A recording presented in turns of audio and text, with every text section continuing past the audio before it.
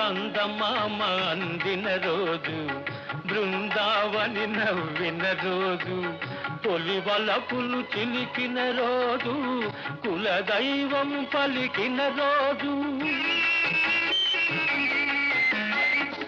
చందమామ అందిన రోజు, బృందావని నవ్విన రోజు, తొలి వలపులు చిలికిన రోజు, కులదైవం పలికిన రోజు, కన్న తల్లి ఆశలన్నీ సన్నజాజులై విరిసిన రోజు.